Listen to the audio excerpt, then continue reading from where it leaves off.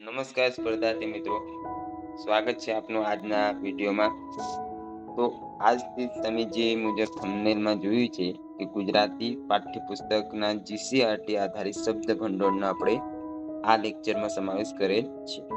આજનો આપણો આ પ્રથમ લેક્ચર છે, એટલે અમુક માહિતી તમને આપી દઉં કે આ ગુજરાતી માધ્યમનું પુસ્તક છે. એટલે કે જે મિત્રો ગુજરાતી માધ્યમમાં અભ્યાસ કરતા હોય તેમનું આ પુસ્તક છે, ગુજરાતીનું પાઠ્યપુસ્તક. તેના આપણે શબ્દ ભંડોળ કરવાના છીએ 6 થી લઈને 12 ધોરણ સુધી. ત્યારબાદ જે મિત્રો અંગ્રેજી માધ્યમમાં ભણે છે અને તેમનું જે ગુજરાતીનું પુસ્તક હોય છે તેના પણ શબ્દ ભંડોળ આપણે જોઈશું, જેમાં સમાનાર્થી, વિરુદ્ધાર્થી, શબ્દ સમૂહ, રૂઢિપ્રયોગ વગેરેનો સમાવેશ થાય. અહીંયા પ્રથમ ભાષા છે તો તેમના પાઠ્યપુસ્તકમાં દ્વિતીય ભાષા લખેલ આવતું જોવા મળતું હોય છે. ત્યારબાદ બીજી વાત કરીએ તો કેમ આપણે ગુજરાતીથી શરૂઆત કરીએ છીએ, અથવા અત્યારે જે તમે પરીક્ષા પદ્ધતિઓ જુઓ તો સીસી પાર્ટ એમાં તમને ગુજરાતીનો 100 માર્કનો પેપર જોવા મળે છે મેન્સમાં. પાર્ટ બી માં તમે જાઓ એ તરફ તો તમને ત્યાં લગભગ આપણે 20 માર્ક જેટલું ગુજરાતીનું વ્યાકરણ અને શબ્દ ભંડોળનો સમાવેશ થયેલ જોવા મળે છે. કૃષિ યુનિવર્સિટી જો, તલાટી કમ મંત્રીમાં, ત્યારબાદ જુનિયર ક્લાર્ક જો, નાયબ ચીટનીસ જો, આ બધી જગ્યાએ ગુજરાતીનો વ્યાપ આપણે જોઈએ તો વધતો આપણને જોવા મળે છે. તો એ દ્રષ્ટિકોણને ધ્યાનમાં રાખી મેં વિચાર્યું કે સૌપ્રથમ આપણે ગુજરાતીથી શરૂઆત કરીએ. નવા પાઠ્યપુસ્તકો છે, શબ્દ ભંડોળ નવા છે, જેથી આપણને આ ભાષા પર, જે આપણી ભાષા કહેવાય એવી ભાષા છે, તેના પર સૌપ્રથમ પકડ હોય તો આપણને આગળ જતા બીજા વિષયોમાં સરળતા રહેતી હોય છે, અથવા કોન્ફિડન્સ આવે કે ચાલો આપણે ગુજરાતી પતી ગયું ને એ માસ આપણા માટે કામ લાગે એવા જ છે. જો કે દરેક માસ કામ લાગે છે, પરંતુ ગુજરાતી પર આપણી પકડ હોવી એ બોલવાની દ્રષ્ટિથી એ સારી છે. તદુપરાંત બીજી રીતે આપણે ભાષા પર જે આપણે છોડતા જઈએ છીએ ભાષાનું જ્ઞાન, તે મેળવવા માટે પણ ઉપયોગી થાય છે. તો આ સામાન્ય માહિતી હતી. હવે બીજી બાબતો હું તમને જણાવી દઉં કે આપણે આમાં જે લેખક પરિચય જોવાના છે, કારણ કે સાહિત્યની દ્રષ્ટિથી એ મહત્વનું છે. ગુજરાતી સાહિત્યમાં એ આપણને પૂછાઈ શકે છે, અથવા વારસાની દ્રષ્ટિથી પણ એ મહત્વનું રહેતું હોય છે. તો આ હતી પ્રાથમિક માહિતી. હવે આપણે શરૂ કરીશું આજનો આ લેક્ચર. ગુજરાતી પાઠ્યપુસ્તક પલાશ એટલે કે ખાખરો. તો હવે આપણે પુસ્તકોના નામ પણ આપી દીધા છે. પ્રથમ ભાષાનું આ પાઠ્યપુસ્તક છે, ધોરણ 6.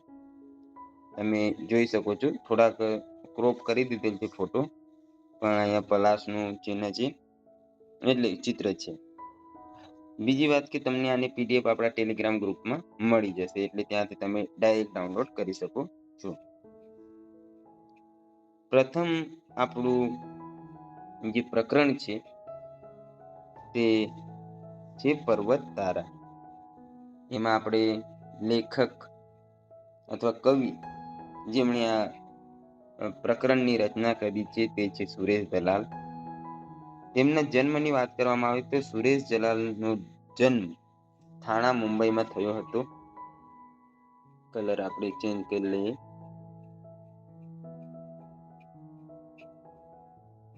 ઓકે. એકાંત, તારીખનું ઘર, નામ લખી દઉં જેવા કાવ્ય સંગ્રહો તેમણે આપ્યા છે. તેમણે નિબંધો પણ લખ્યા છે. તેમને રણજીતરામ સુવર્ણચંદ્રક અને સાહિત્ય અકાદમીના પુરસ્કાર પ્રાપ્ત થયેલા છે. તો આ હતી થોડીક મહત્વની બાબતો. ત્યારબાદ આપણે આગળની તરફ વધી તો એમાં આપણે શબ્દાર્થ જોવાના છીએ. શબ્દાર્થ એટલે કે સમાનાર્થી શબ્દ. એમાં સૌપ્રથમ છે ખંભા, એટલે શું થાય? ખભા. ત્યારબાદ આગળની તરફ વધીએ તો એમાં છે સરોવર, એટલે કુદરતી રીતે બનેલું સરોવર અથવા તળાવ. વિષાળુ એટલે વિશાળ અથવા ઘણું મોટું પણ આપણે એને કહેતા હોઈએ છીએ. રડિયાત એટલે અહીં એની સુંદરના અર્થમાં ઉપયોગ કરેલ આપણને જોવા મળે છે. તરણું એટલે તણખલું. નાદ એટલે શું થાય? સામાન્ય રીતે મધુર લાગતો મોટો અવાજ, જેને આપણે નાદ કહેતા હોઈએ છીએ. ત્યારબાદ છે સોગાદ એટલે ભેટ. આજ્ઞા, જે આપણને ખ્યાલ છે તે મુજબ રાત્રિના અંધકારમાં ટમટમતું જીવડું. આપણે સામાન્ય રીતે ચોમાસાની ઋતુ પહેલા આપણને આ આજ્ઞા જોવા મળતા હોય છે. શિયાળામાં અમુક વાર જોવા મળે છે. તો તે રાત્રે આમ ટમટમ કરતા હોય છે, એટલે કે પ્રકાશિત કરતા હોય છે. એમને શું કહેવાય? આજ્ઞા. ત્રાડ એટલે ગર્જના. હંકારે એટલે હાકે અથવા ચલાવે. સૂર એટલે સ્વર અથવા એને આપણે અવાજ પણ કહેતા હોઈએ છીએ. ત્યારબાદ આગળ જોઈએ તો એમાં છે શબ્દ સમૂહ માટે એક શબ્દ. તો રાત્રિના અંધકારમાં ટમટમતું જીવડું, તો જે આપણે વાત કરી ગયા એને શું કહેવાય? આજ્ઞા. આગળ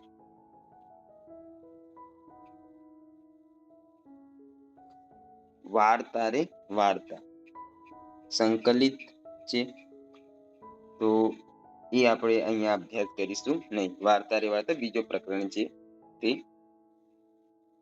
ત્યારબાદ એના શબ્દાર્થની આપણે ચર્ચા કરીએ. સિયાવિયા એટલે ગભરાયેલું અથવા બાવરું. ઘડી બે ઘડી એટલે જરાવાર એટલે થોડોક સમય, જે આપણે કહેતા હોય ઘડી બે ઘડી ઉભો રહીને આપણે એવી રીતે ચર્ચા પણ કરતા હોતા હોઈએ છીએ. ફોદો એટલે લોચો, અહીં ઈંડાનો લોચો. કકડાટ એટલે કજિયો. રડા રોડ જે કરે ને આપણે કકડાટ કર્યા કરે તે, અથવા કલ્પાંત પણ એને કહેવામાં આવતું હોય છે. ત્યારબાદ આગળ જોઈએ તો ગમગીન એટલે ઉદાસ અથવા ખિન્ન. યાચના એટલે વિનંતી, પ્રાર્થના. ત્યારબાદ હદપારી એટલે હદપાર કે હદબાર થવું તે. ફાફડું ફાફડું એટલે ગભરાયેલું અથવા બેબાકવું. ચિત્કાર એટલે ચીસ ને કસદાર એટલે રસાળ. તો આ શબ્દ મહત્વના છે. આ પોઝ કરીને એકવાર ફરીથી વાંચન પણ કરી શકો છો. હવે રૂઢિપ્રયોગ જોઈએ તો એમાંથી મોંમાંથી પાણી છૂટવું એટલે ખાવાની ઈચ્છા થવી. આપણે જોઈએ ને અમુક વાર બહુ ભૂખ લાગી હોય અને ભોજન જોઈએ તો આપણને મોંમાંથી આમ પાણી છૂટે છે, તો તેની વાત કરેલ છે. અથવા મોંમાં લાળ છૂટવી. ઘાણ નીકળી જવું એટલે ભયંકર સંહાર થઈ જવો અથવા પાયમાલી થઈ જવી. હસવામાંથી ખસવું થવું એટલે મજાક કરવા જતા ખરાબ પરિણામ આવવું.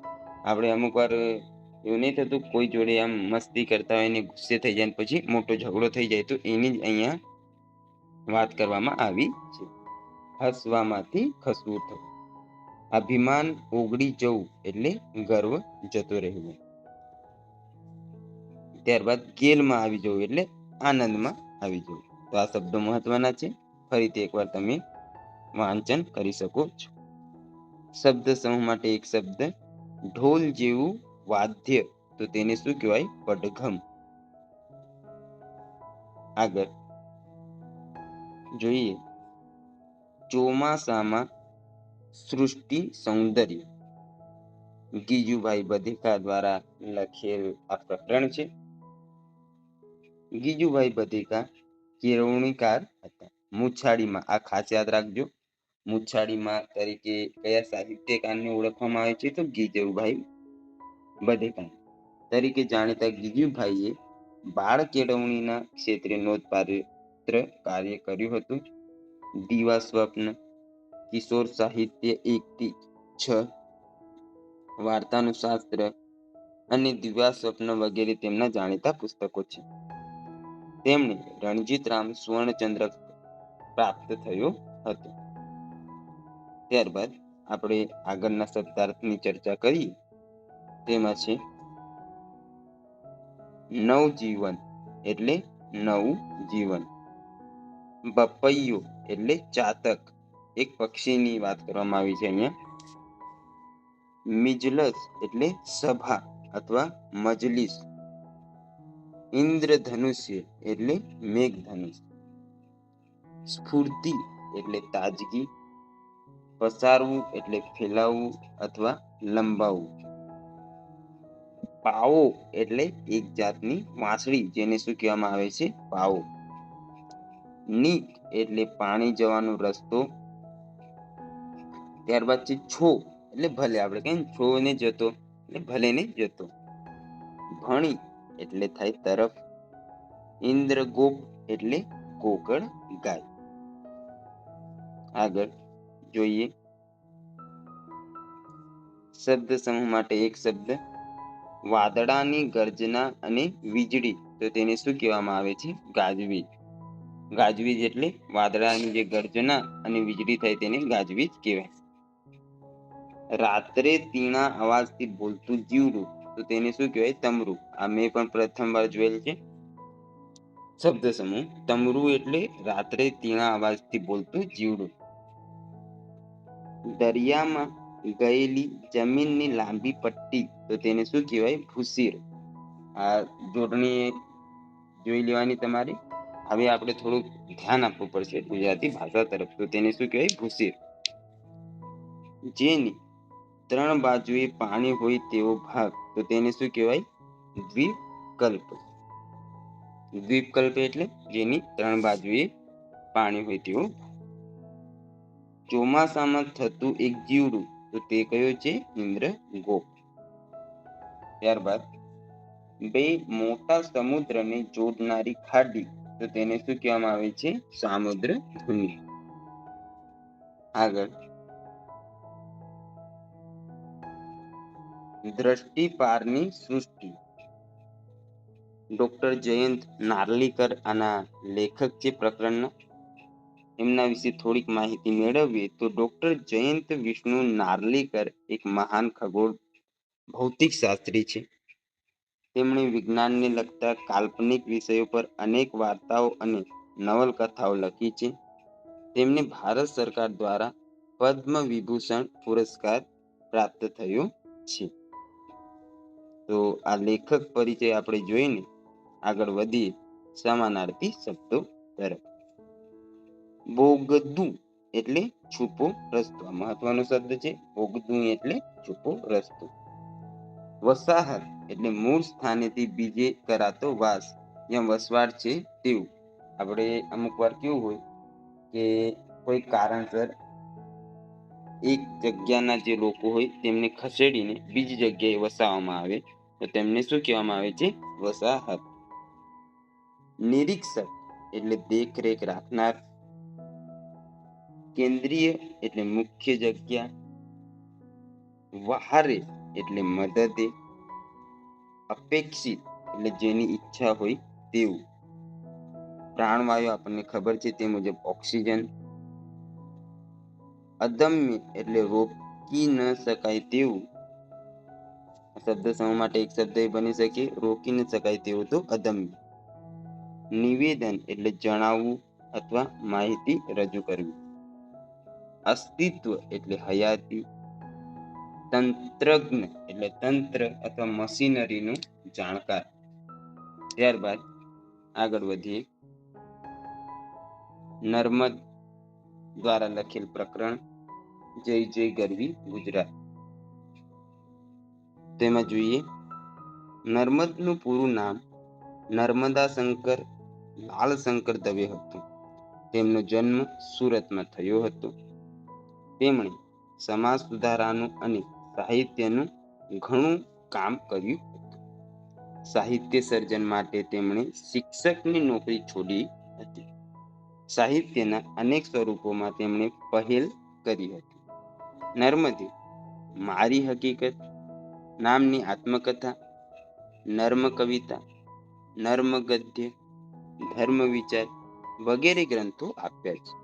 તેમણે નિબંધ, કોશ, આત્મકથા વગેરે દ્વારા અર્વાચીન ગુજરાતી સાહિત્યના વિકાસ માટે પાયાનું કાર્ય કરેલ છે.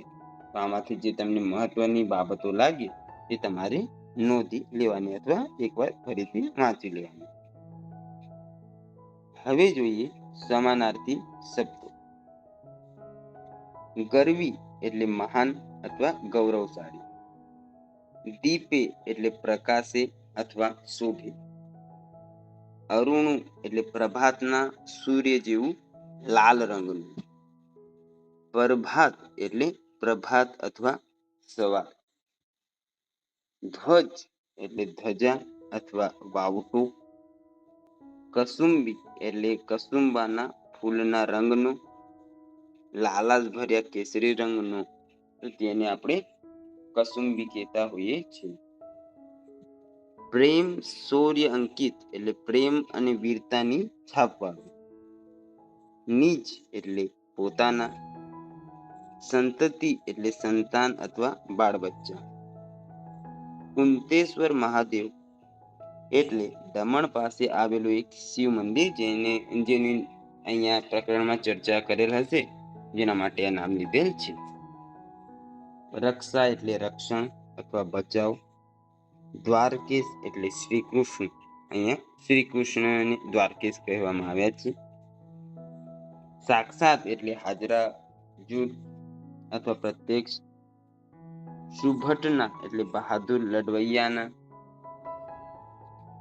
યુદ્ધર્મણ એટલે યુદ્ધ, ક્રીડા અથવા લડાઈના ખેલ. રત્નાકર એટલે રત્નોની ખાણ અથવા સમુદ્ર. પૂર્વજો એટલે પહેલાના જન્મેલાઓ, વડવાઓ પણ કહેવામાં આવે છે. આશીષ એટલે આશીર્વાદ. જયકર એટલે જય કરનારી અથવા જીત અપાવે તેવી.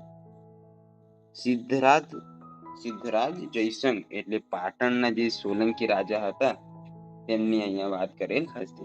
ઈસવીસન 1091 થી ઈસવીસન 1143 ના અરસાના જેવો થઈ ગયા. અધિક એટલે વધારે, અહીંયા લખેલ છે ને, અધિક એટલે વધારે. સત્વરે એટલે ઝડપથી. શુભ એટલે કલ્યાણકારી. શકુન એટલે સુકન અથવા ભાવિના એંધાણ. મધ્ય એટલે બપોર. આગળ જોઈએ. રાષ્ટ્રીય શાયર ઝવેરચંદ મેઘાણી, આ એક સંકલિત છે. હવે જોઈ લેશે. આ એકમમાં આપણા ભાષાના મહાન કવિ, લોક સાહિત્યકાર અને રાષ્ટ્રીય શાયર તરીકે જાણીતા ઝવેરચંદ મેઘાણીનો જીવનનો પરિચય આપવામાં આવ્યો છે. તો એમની અહીંયા કંઈક વાત કરેલ છે. આપણે સમાનાર્થી શબ્દો અને રૂઢિપ્રયોગથી લેવા દેવા છે, તો તે જોઈએ.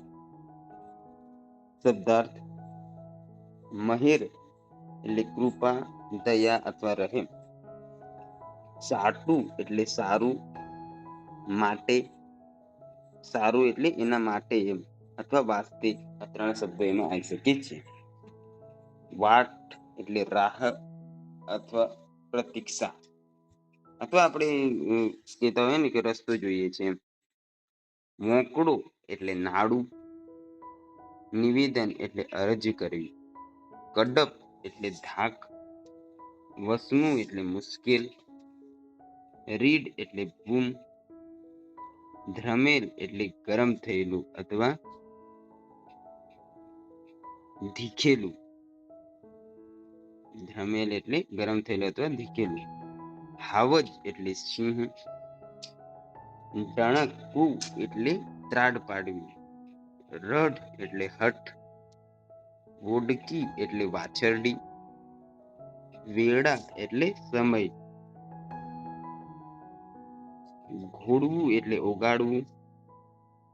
પાદર એટલે ગામની ભાગોળ. ભીનો વાન એટલે શ્યામ રંગનું શરીર. નેસ એટલે ઝૂંપડું. ગાંવ એટલે 2.5 કિલોમીટર. યાદ રાખજો, ગાંવ એટલે 2.5 કિલોમીટર. પાનો ચડાવવું એટલે પ્રોત્સાહન આપવું. ઇત્યાદિ એટલે વગેરે. કાનમાં ગુજવું એટલે મનમાં સંભળાવવું.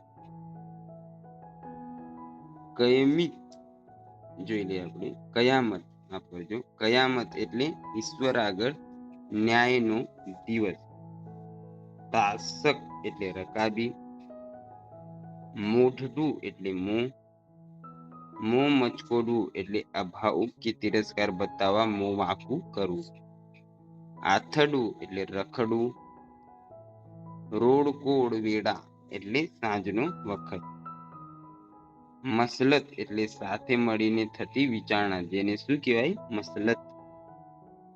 રૂઢિપ્રયોગ જોઈએ તો ભભૂકી ઉઠવું એટલે સળગી ઉઠવું.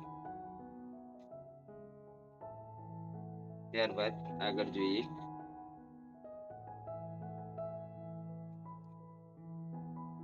પ્રકરણ 7, નવી નવાઈનું સરઘસ.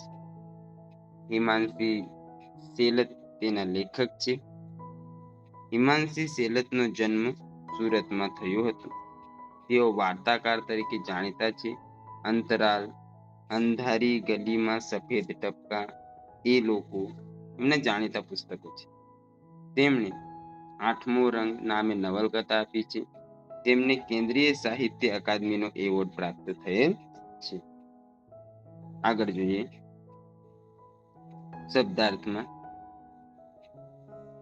ડોક એટલે ગરદન, ખાલી પીલી એટલે વગર કારણે, અમથું એમ.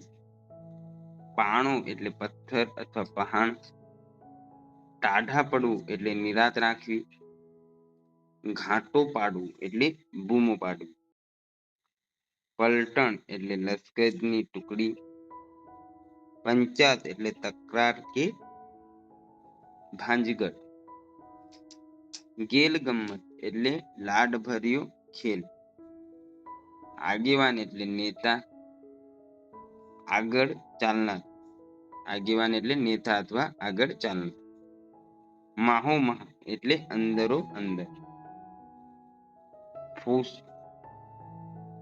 ફોસી એટલે પીકણ, ને શેખી એટલે બઢાઈ. આપણે કહીએ ને કે બહુ શેખી ના મારે એમ, તેને શું કહેવાય? બઢાઈ. ફોસી એટલે બીકાણા, થોડોક નવો શબ્દ છે મારા માટે. હવે શબ્દ સમૂહ જોઈએ તો કોઈ ઘટના કે પ્રસંગ નિમિત્તે કે કોઈ દેખાવ કરવા માટે રસ્તા પર નીકળતો જન સમુદાય, તો તેને શું કહેવાય? સરઘસ. તકરારનો નિવેડો લાવવા નિમેલી 5 કે વધુ માણસોની મંડળી, તો તેને શું કહેવાય? આપણે પંચાયત. આપણે કહીએ ને બહુ પંચાયત ના કૂટ, તો તકરારનો નિવેડો લાવવા નિમેલી 5 કે વધુ માણસોની મંડળી, તેને શું કહેવાય? પંચાયત. ત્યારબાદ અધ્ધર પદ્ધર વાતો કરવી, રૂઢિપ્રયોગ હવે જોવાના છે.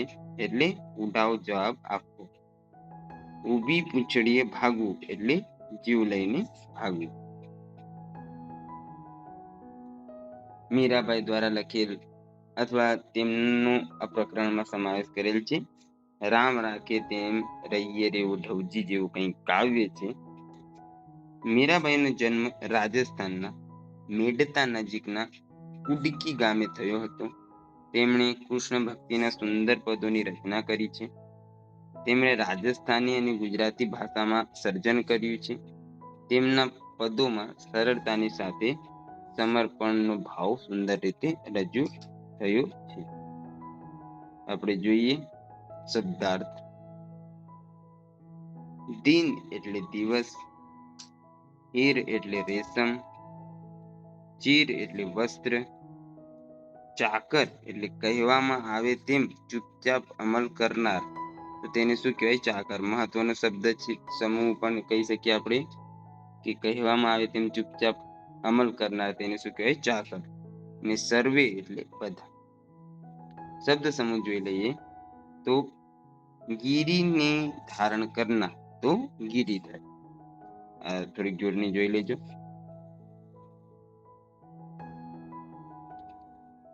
આગળનો પ્રકરણ છે નામનો મોહ છૂટ્યો, ધૂમકેતુ દ્વારા લખેલા પ્રકરણ. ગૌરીશંકર ગોવર્ધનરામ જોશી પ્રશ્ન પૂછી શકે ધૂમકેતુ કોનું ઉપનામ છે? તો ગૌરીશંકર ગોવર્ધનરામ જોશી, GGJ. તખલ્લુસથી લેખન કાર્ય કરતા હતા. ધૂમકેતુના જે નામે તેઓ એટલે ઉપયોગ કરતા હતા એમ. તેઓ સૌરાષ્ટ્રના વીરપુર ગામના વતની હતા. તેમણે વાર્તાઓ અને નવલકથાઓ લખી છે. તણખા મંડળમાં તેમની વાર્તાઓ સંગ્રહ પામી છે. તેમણે આમ્રપાલી અને ચૌલાદેવી જેવી ઐતિહાસિક નવલકથાઓ લખી છે. તે પૈકી પોસ્ટ ઓફિસ નવલિકા વૈશ્વિક સાહિત્યમાં ઉત્તમ સ્થાન પામી છે. તેમને રણજીતરામ સુવર્ણચંદ્રક એનાયત થયો હતો. આગળ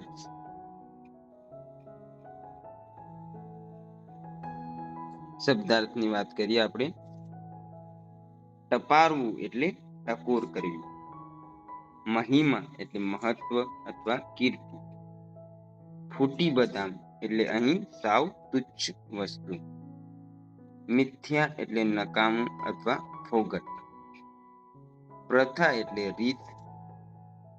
તરંગ એટલે કલ્પના અથવા મનના વિચાર. આભાસ એટલે ભ્રમ અથવા ખોટો દેખાવ. ફલાણું એટલે અમુક, ફલાણો માણસ એટલે અમુક માણસ એમ. મોહ એટલે આસક્તિ. ટાંટિયા એટલે પગ. શબ્દ સમૂહ જોઈએ આપણે.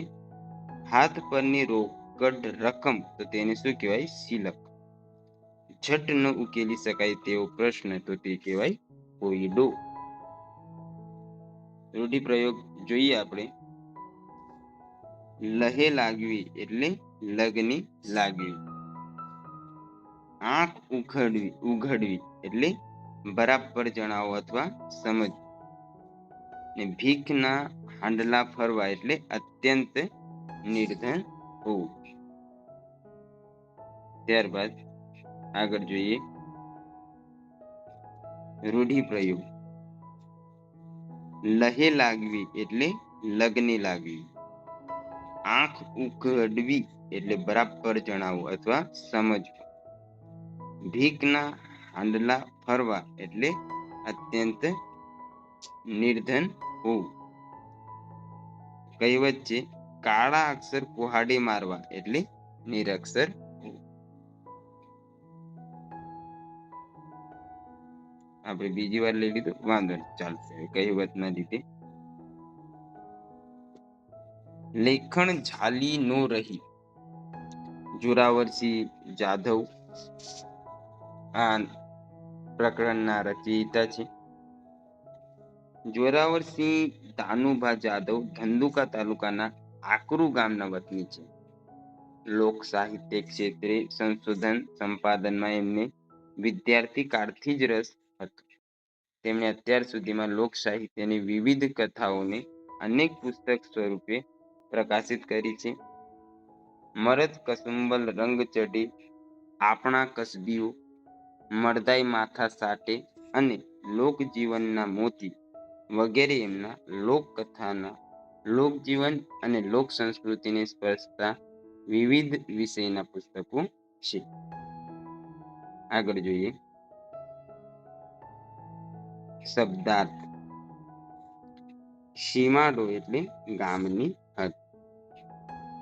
પાઘડીપણું એટલે અહીં પાઘડીના જેવો વિસ્તાર. લંબાઈમાં વધારે પણ પહોળાઈમાં ઓછો, તેને શું કહેવાય? પાઘડીપણું. અમી દ્રષ્ટિ એટલે મહેરબાની અથવા મીઠી નજર. વેરાન એટલે ઉજ્જળ. વસવાયા વરણ એટલે અહીં કામ તરફથી વસાયતા અથવા બક્ષિસ આપી વસાવેલી જાતિ. વાજડી એટલે પવનનું વાવાઝોડું. બાચકું એટલે અહીં નાની ગાંસડી. વચારી એટલે વિચાર. હાટડી એટલે નાની દુકાન. ભૂ એટલે જમીન. મૌર્ય એટલે અહીં પહેલા. સંધિયા એટલે અહીં બળદની એક જાતની વાત કરવામાં આવી છે. પાણીયાળા એટલે બળવાન. નરાતાર એટલે નર્દમ અથવા નર્યું. સંધાય એટલે બધા જ અથવા સૌ. ખમતીધર એટલે સદ્ધર અથવા પૈસાદાર. ખોરડું એટલે ખોડલી, ઓરડી અથવા માટીની ભીતનું નાનું ઘર. સોસરો એટલે આરપાર જવું, અહીં વચ્ચે થઈને. ઘડી સાથ એટલે તરત લગી સુધી. જોઈ લઈએ આપણે.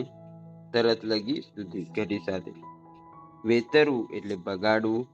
મલાજો એટલે મર્યાદા. હવે જોઈએ શબ્દ સમૂહ માટે એક શબ્દ.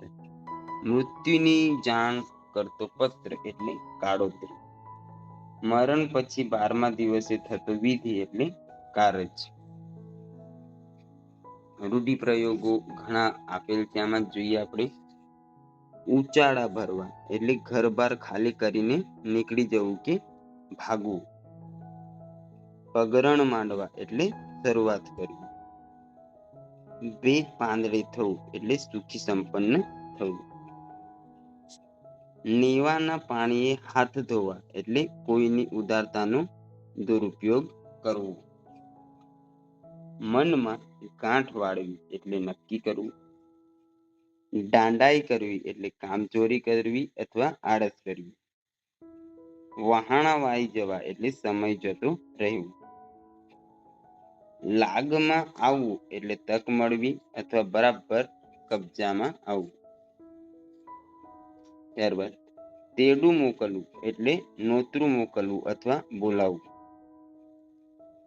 ભોં ખોતરવા માંડવું એટલે નીચું જોઈને ઊભા રહી જવું.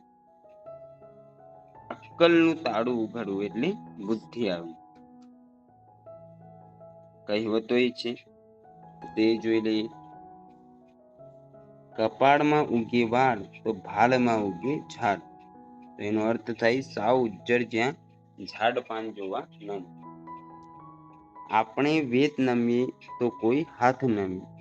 એનો અર્થ થાય થોડુંક માન આપે તો સામેથી વધુ માન મળે.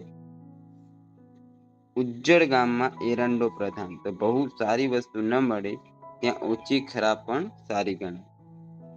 વાડ કાનને આવ્યસાન એટલે અનુભવે બધું સમજાય. આપણે આગળનો પ્રકરણ છે પ્રકરણ 11. દૂર શું નજીક શું. કવિ પરિચય અથવા લેખક પરિચયમાં વાત કરીએ તો કવિ ઉમાશંકર જેઠાલાલ જોશીનો જન્મ. આમના લેખક છે ઉમાશંકર જોશી. તો એમનો જન્મ અરવલ્લી જિલ્લાના ભિલોડા પાસેના બામણા ગામે થયો હતો. તેમણે કવિતા, વાર્તા, નવલકથા, નાટક, વિવેચન, અનુવાદ એમ સાહિત્યના અનેક સ્વરૂપોમાં ખેડાણ કર્યું હતું. નિશિત, વિશ્વ શાંતિ, પારકા જણ્યા, હવેલી અને વિસામો એમના જાણીતા પુસ્તકો છે. તેમને ભારત દેશનો સાહિત્યનો સર્વોચ્ચ જ્ઞાનપીઠ પુરસ્કાર પ્રાપ્ત થયો હતો. તો આ વાત થઈ આપણે જે પ્રકરણના રચયિતા છે તેમની. હવે આગળની તરફ જોઈએ તો છે શબ્દાર્થ એટલે કે ટિપ્પણી. ભૂમિ એટલે પૃથ્વી અથવા જમીન અથવા પ્રદેશ. પંથ એટલે માર્ગ અથવા સંપ્રદાય. હસંત એટલે હસવું તે. ઝંઝા એટલે પવનો કે પવન સાથે પડતા વરસાદનો સુસવાટ. તેને શું કહેવાય? ઝંઝા. મહત્વનો શબ્દ છે. પવનનો કે પવન સાથે પડતા વરસાદનો સુસવાટ તેને શું કહેવાય? ઝંઝા. ઢુકડું એટલે નજીક. મરક એટલે મધ મધ હસવું. પાલવ એટલે સાડલાનો લટકતો છેડો. હવે શબ્દ સમૂહ જોઈએ તો પવન ભરાઈને વહાણને ગતિ મળે તે માટે વહાણના થાંભલાને બાંધવામાં આવતું જાડું કપડું. તો તેને શું કહેવાય? સઢ. થાંભલાના જેવું ઊંચું ચણતર. તો તેને શું કહેવાય? મિનારા. પવનનો કે પવન સાથે પડતા વરસાદનો સુસવાટ. તો તેને કહેવાય ઝંઝા. જ્યાં 3 રસ્તા મળતા હોય તે સ્થળ. તો તેને શું કહેવાય? ત્રિભેટો. આગળ જોઈએ પ્રકરણ છે અપરાજય.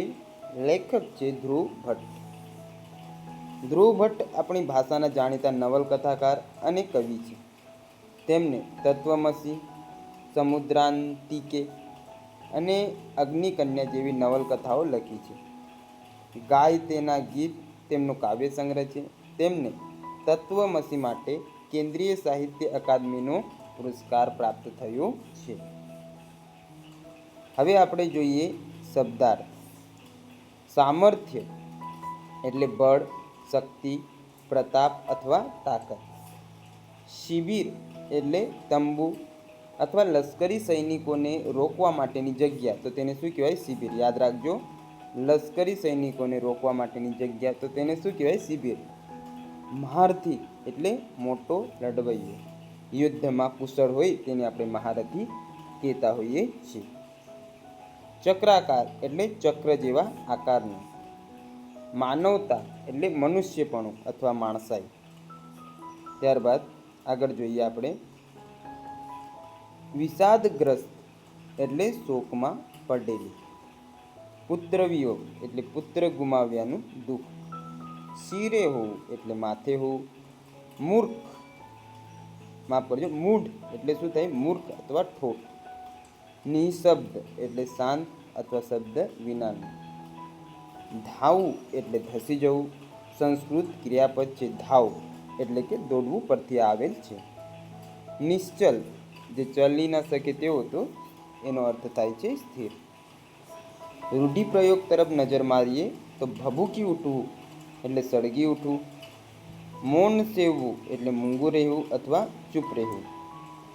આંખોમાં આંખો પરોવવી એટલે એકબીજાની સામે એક ધારું જોવું. રોમ રોમ સળગી ઉઠવું એટલે ખૂબ ગુસ્સે થવું. શબ્દ સમૂહની વાત કરીએ તો હરાવી ન શકાય તેવું તો અપરાજેય. જેનો ઈલાજ ન હોય તેવું તો તે અસાધ્ય કહેવાય. આપણે એમ કહીએ ને કે આ રોગ તો અસાધ્ય છે, એટલે કે એનો ઈલાજ નથી એમ. આગળનો પ્રકરણ આપણો છે પરોપકારી મનુષ્ય. રમણભાઈ નીલકંઠ એના રચયિતા છે. રમણભાઈ મહિપતરામ નીલકંઠનો જન્મ અમદાવાદમાં થયો હતો. તેમણે નવલકથા, નિબંધ, વાર્તા, કાવ્ય જેવા સ્વરૂપોમાં લેખન કાર્ય કર્યું છે. ભદ્રમ ભદ્ર તેમની હાસ્ય નવલકથા છે. રાયનો પર્વત તેમનું પ્રશિષ્ટ નાટક છે. આગળ જોઈએ શબ્દાર્થ. જવ તો એક પ્રકારનું એક અનાજ છે જેને જવ કહેવાય છે. મુનિમ એટલે પેઢીનો મુખ્ય ગુમાસ્તો, મુખ્ય કારકુન પણ જેને આપણે કહેતા હોઈએ છીએ. કેસર તો એક વનસ્પતિ છે. તેના ફૂલની અંદર વચ્ચે ઉગતો સુગંધીદાર તાંતણો જેને આપણે કેસર કહેતા હોઈએ છીએ. દાને દાને મેં કેસર કા દમ, એ જ કદાચ હોશે. સિંદૂર એટલે પારો, શીશુ અને ગંધકની મેળવણીનો લાલ ભૂકો, જેને શું કહેવાય? સિંદૂર. એક ચૂટકી સિંદૂરવાળું જે આપણે જોઈએ છે ને, તેની જ વાત અહીંયા કદાચ કરેલી છે. કટોરો એટલે વાડકું. ભંગ એટલે ભાંગ, જે આપણે પીતા હોઈએ છીએ અમુક વખત શિવરાત્રિ વખતે અથવા હોળી વખતે, તો તે ભંગ અથવા ભાંગ. ખેપ એટલે ધોબીને ધોવા આપેલા કપડાની ગાંસડી, તેને શું કહેવાય? ખેપ. મહત્વનો શબ્દ છે. ધોબીને ધોવા આપેલા કપડાની ગાંસડી, તેને શું કહેવાય? ખેપ. પરદુઃખ ભંજક એટલે બીજાના દુઃખનો નાશ કરનાર. ચપકો એટલે ડામ. કાંદો એટલે ડુંગળી. સડેખમ એટલે શરદી. હિતેચ્છુ એટલે ભલું કરનાર અથવા ઈચ્છનાર, માફ કરજો, ભલું ઈચ્છનાર, તેને હિતેચ્છુ છે. છેડવું એટલે અટકચાળું કરવું. ત્યારબાદ આગળ તરફ વધીએ તો પૂડો મૂકવો એટલે સળગાવી મૂકવું અથવા નાશ કરવું. વાત મનમાં ઉતરવી એટલે વાત સમજાઈ જવી. શબ્દ સમૂહની ચર્ચા કરીએ તો શરીર ઉપરની વાઢકાપની ક્રિયા કરવી એટલે થાય નસ્તર. ઝાડા થાય તેવું ઓસડ, તો તેને શું કહેવાય? જુલાબ. પાપણના મૂળ આગળની થતી ફોલ્લી, તો તેને શું કહેવાય? આંજણી. અમુક વાર આપણને થઈ જાય ને આંખમાં, તો તેને શું કહેવાય? આંજણી. પેઢીનો મુખ્ય વહીવટદાર, તો તેને કહેવાય મુનિમ. કદી નિષ્ફળ ન જાય તેવું બાણ, તો તે છે રામબાણ. જેનો પતિ મરી ગયો છે તેવી સ્ત્રી, તો તેને વિધવા કહેતા હોઈએ છીએ. આગળનો પ્રકરણ છે આપણો એક ઈડરનો વાણિયો. રમણલાલ સોની આના રચયિતા છે. પ્રકરણોના નામ પરથી જ એવું લાગે છે કે આમનો આપણે અભ્યાસ કરીએ તો કેવી મજા આવે. તો જોઈશું, આપણે અભ્યાસ કરીશું પ્રકરણ વાઇઝ પણ. રમણલાલ સોનીનો જન્મ મોડાસા પાસેના કોકાપુર ગામે થયો હતો. શિશુ કથા, શિશુ સંસ્કારમાળા હશે કદાચ, હા, શિશુ સંસ્કારમાળા અને ગલબા શિયાળના પરાક્રમ જેવા બાળ સાહિત્યના પુસ્તકો તેમણે લખ્યા છે. તેઓ સારા અનુવાદક પણ હતા. તેમણે રણજીતરામ સુવર્ણચંદ્રક એનાયત થયો છે. આગળ જોઈએ. પોતાના ગામથી સમી સાંજે બીજા ગામે જવા નીકળેલા વણિકને રસ્તામાં ચોર મળે છે. તો આ જે પ્રકરણમાં વાત છે તેની વિશે ચર્ચા કરેલી છે. શબ્દાર્થ જોઈએ. વાટ એટલે રસ્તો, ઉચાટ એટલે ચિંતા અથવા ફિકર, ડરામણું એટલે ભયાનક, જંગ એટલે યુદ્ધ, પાય એટલે પગ, સબોસબ એટલે ઉપરા છાપરી, ત્યારબાદ છે ખાડે એટલે અટકાવે. સબોસબ એટલે ઉપરા છાપરી, ખાડે એટલે અટકાવે. આગળ શબ્દ સમૂહ છે. અમુક નક્કી વજનનું તોલવાનું સાધન, તો તેને શું કહેવાય? કાટલું. આગળનું પ્રકરણ છે 2 રૂપિયા. વિનોદિની નીલકંઠ તેના રચયિતા છે. વિનોદિની નીલકંઠ લેખક, અનુવાદક અને શિક્ષણવિદ તરીકે જાણીતા છે. તેમણે નવલકથા, વાર્તા અને નિબંધો લખ્યા છે. સરદાર, નિજાનંદ અને આરસીની ભીતર તેમના પુસ્તકો છે. તેમના અંગુલીનો સ્પર્શ પુસ્તકને પુરસ્કાર મળેલ છે. કયો પુસ્તક છે? અંગુલીનો સ્પર્શ.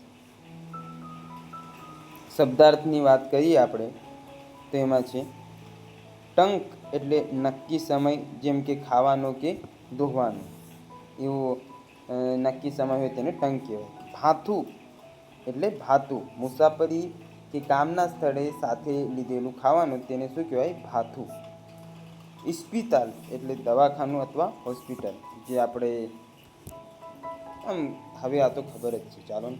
પૂંજી એટલે દોલત, ચિત્ત એટલે અંતઃકરણ, લક્ષ એટલે ધ્યાન, પર્સ એટલે પાકીટ અથવા બટવો, દીનદયાળ એટલે ગરીબ પર દયા કરનાર, દીનાનાથ એટલે ગરીબનો બેલી, ગડમથલ એટલે મહેનત અથવા મથામણ.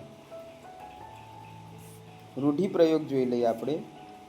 હૈયું ભારે થવું એટલે દુઃખનો અનુભવ કરવો. મોઢું પડી જવું એટલે ઉદાસ થઈ જવું. જીવ બાળવો એટલે ચિંતા કરવી. વહારે ધાવવું એટલે મદદ કરવી. અથી ઇતિ સુધી એટલે પહેલેથી છેલ્લે સુધી. પગે પાંખો આવવી એટલે ઉત્સાહમાં આવી જવું. ત્યારબાદ શબ્દ સમૂહ આપણે જોઈ લઈએ. એક જાતનું રંગીન કે ભાતીગળ પાથરણું, તો તેને શું કહેવાય? શેતરંજ. મંદિર ઇત્યાદિ સ્થળે નાસ્તા પાણી કે જમણ સાથે ઉજવણી અથવા વનભોજન અથવા મિજબાની, તો તેને શું કહેવાય છે? ઉજાણી. આગળનું પ્રકરણ છે શેરી આવે સાદ. રાજેન્દ્ર શાહ તેના રચયિતા છે. કવિ રાજેન્દ્ર શાહનો જન્મ ખેડા જિલ્લાના કપડવંજમાં થયો હતો. તેમના પિતાનું નામ કેશવલાલ અને માતાનું નામ લલિતાબેન હતું. આંબે આવ્યો મોર, રૂમઝૂમ અને મોરપીંછ એમના બાળ કાવ્યોના સંગ્રહો છે. તેમને ભારત દેશનો સાહિત્યનો સર્વોચ્ચ જ્ઞાનપીઠ પુરસ્કાર પ્રાપ્ત થયેલ છે. હવે આગળ જોઈએ. આ જે 16મો પ્રકરણ છે તેને ભૂલથી કહેવાય ને કે શબ્દાર્થ લેવાના રહી ગયા, જે મેં ધોરણ 7માં આવરી લીધેલ છે. 17મું પ્રકરણ જોઈએ. આવે સાપુતારાનો પ્રવાસ. રતિલાલ નાયક જેના રચયિતા છે. જોઈએ આપણે. રતિલાલ શાહ નાયક બાળ સાહિત્યકાર છે. તેઓ કોશકાર તરીકે પણ જાણીતા છે. બાળ રામાયણ, બાળ મહાભારત, પંચતંત્રની વાતો અને આપણું રાષ્ટ્રધ્વજ તેમના જાણીતા પુસ્તક છે. તેમનો ગુજરાતી ભાષાનો શબ્દોનો મોટો કોષ જાણીતો છે. શબ્દાર્થની આપણે ચર્ચા કરીએ તો પરોઢ એટલે મળોસવું અથવા વહેલી સવાર. ડાંગી એટલે ડાંગ પ્રદેશનું. કથિર એટલે કલાઈ અને સીસાની મેળવણીથી બનેલું ધાતુ, તો તેને શું કહેવાય? કથિર. કેસર વર્ણું એટલે કેસર જેવા રંગનું અથવા કેસરી. હાથ ઉદ્યોગ એટલે હાથ વડે થતો ઉદ્યોગ, જેને આપણે હસ્ત ઉદ્યોગ પણ કહેતા હોઈએ છીએ. હેઠે એટલે નીચે. વનરાય એટલે વનરાજી, વૃક્ષોની લાંબી હાર, જેને આપણે શું કહેતા હોઈએ છીએ? વનરાય. નિરખવું એટલે જોવું. શબ્દ સમૂહની વાત કરીએ તો ઇમારતમાં વપરાતું હોય તેવું લાકડું, તો તે લાકડાને કેવું કહેવાય? ઇમારતી લાકડું. લાકડાની વખાર, તો તેને શું કહેવાય? લાકડાની વખાર, તેને લાટી. આગળનું પ્રકરણ છે એકલો જાને રે. રવિન્દ્રનાથ ટાગોર તેના રચયિતા છે. રવિન્દ્રનાથ ટાગોરનો જન્મ કોલકાતામાં થયો હતો. તેઓ મહાકવિ છે. તેમણે વાર્તા, નવલકથા, નાટક અને કાવ્યો લખ્યા છે. તેમના કાવ્ય સંગ્રહ છે ગીતાંજલિ ને રવિન્દ્રનાથ ટાગોરનો કાવ્ય સંગ્રહ ગીતાંજલિ છે. તેને સાહિત્યનું વિશ્વનું સૌથી મોટું ઇનામ એટલે કે નોબેલ પ્રાઇઝ પ્રાપ્ત થયું છે. તો આ યાદ રાખજો. કોને? રવિન્દ્રનાથ ટાગોરને. કયા માટે? ગીતાંજલિ. સાહિત્યનું જે સૌથી મોટું પ્રાઇઝ છે, નોબેલ પ્રાઇઝ, તે તેમને મળેલ છે. આપણા રાષ્ટ્રગીતના સર્જક પણ રવિન્દ્રનાથ ટાગોર જ છે. આગળ જોઈએ. હાક એટલે દેકારો અથવા બૂમ. અભાગી એટલે કમનસીબ. હૈયું એટલે હૃદય અથવા દિલ. ચરણ એટલે પગ. આભ એટલે આકાશ. ઘનઘોર એટલે ગાઢું, અહીં ભયાનક છે. વીજ એટલે શું થાય? વીજળી. ત્યારબાદ આગળ જોઈએ. કોઈ દેખાડો લોકગીત છે. આ કાવ્યમાં કૃષ્ણ માટે આતુર ગોપી ભાન ભૂલીને દોડે છે, પરંતુ કૃષ્ણ એને ક્યાંય મળતા નથી, તેની કંઈક વાત આમાં છે. જોઈએ આપણે શબ્દાર્થ. શેરી એટલે સાંકડી ગલી અથવા ફળિયું અથવા પોર. કાનકુંવર એટલે કૃષ્ણ. ઝબકીને એટલે ચમકીને અથવા ચોંકી જઈને. નિસરી એટલે નીકળી અથવા ચાલી. ઓઢ્યાના એટલે ઓઢવાના. અંબર એટલે વસ્ત્ર. પીજણી એટલે પૈંડા પરનું ઢાંકણ. ધમડો એટલે બળદ કે વાછરડો. અમરાપર એટલે સ્વર્ગ. છોડિયા એટલે છોડ્યા. ત્રાંબાળું એટલે તાંબાના ત્રાસ અથવા મોટી પરાત અથવા ઊભી કાનાવાળો થાળ. જીવણ એટલે ઈશ્વર. કંઠેથી એટલે ગળેથી. દીનાનાથ એટલે ઈશ્વરની અહીંયા વાત કરેલ છે. મસે એટલે બહાને. ને બજાવવું એટલે વગાડવું. પૂરક વાંચનના પ્રકરણો તરફ આપણે આવી ગયા છીએ. તો જોઈએ. ચાલ ફરીએ. પ્રથમ પ્રકરણ છે. નિરંજન ભગત તેના રચયિતા છે. શ્રી નિરંજન ભગતનો જન્મ ઈસવીસન 1926માં અમદાવાદમાં થયો હતો. તેઓ અંગ્રેજીના અધ્યાપક હતા. તેઓ કવિ અને વિવેચક હતા. તેઓ સાહિત્ય ત્રિમાસિકના તંત્રી હતા. આ કાવ્યમાં એમના સંગ્રહ છંદોલય બૃહદમાંથી લેવામાં આવ્યું છે. તો ઠીક છે, હવે આ કામનું નહીં. શબ્દાર્થ મહત્વના છે આપણે. પંથી એટલે મુસાફર. પંથ એટલે રસ્તો હોય, તો એના પર ચાલનાર પંથી એટલે મુસાફર. માર્ગ એટલે રસ્તો. સંગાત એટલે સાથ અથવા સોબત. સૃષ્ટિ એટલે વિશ્વ અને ઘડી એટલે સમય. પૈડું, જો આ યાદ રાખજો. પૈડું ઉપર કહેવાય ને કે એ છે, શું કહેવાય? અનુસ્વાર. આડું ભૂલી જવાય. પારેખ નગીનદાસ રચયિતા. નગીનદાસ પારેખ વિવેચક, સંપાદક તેમજ અનુવાદક તરીકે જાણીતા હતા. તેમનો જન્મ વલસાડમાં થયો હતો. તેમણે મૈત્રેયી દેવીની પ્રખ્યાત નવલકથા ન હન્યતે નો ગુજરાતી અનુવાદ કર્યો છે.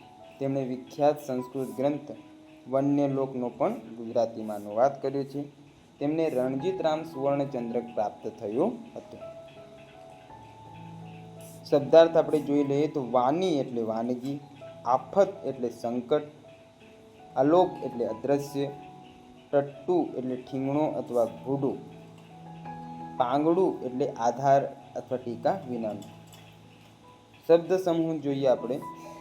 નીચે ગોળ ચકતીમાં ઊભા સળિયાની દાંડીવાળું કાંતવાનું એક સાધન, તો તેને શું કહેવાય? તકતી. પીડક. પ્રવીણ સરવૈયા તેના રચયિતા છે. પ્રવીણ સરવૈયા મુખ્ય શિક્ષક તરીકે ફરજ બજાવે છે. મોરના આંસુ, પંખી પરિવાર, ખમ્મા ગીરને તેમના પુસ્તકો છે. તેમને શિક્ષણ અને સાહિત્યના જુદા જુદા પુરસ્કાર પ્રાપ્ત થયા છે. શબ્દાર્થ જોઈ લઈએ આપણે. ટોકવું એટલે વારંવાર કહેવું, પૂછવું અથવા ઠપકો દેવો. નિરીક્ષણ એટલે અવલોકન. નિષ્ણાત એટલે તજજ્ઞ. દ્વિજ એટલે અહીં પક્ષી છે. હર્ષ એટલે આનંદ. જિજ્ઞાસા એટલે જાણવાની ઈચ્છા. ભ્રૂણ એટલે અપરિપક્વ ગર્ભ, તેને શું કહેવાય? ભ્રૂણ. ઉષ્મા એટલે ગરમી અથવા હૂંફ. સેવવું એટલે અહીં પંખીને ઈંડા પર બેસી હૂંફ આપવી તે. રૂઢિપ્રયોગની વાત કરીએ તો રચ્યા પચ્યા રહેવું એટલે કામમાં મશગુલ રહેવું.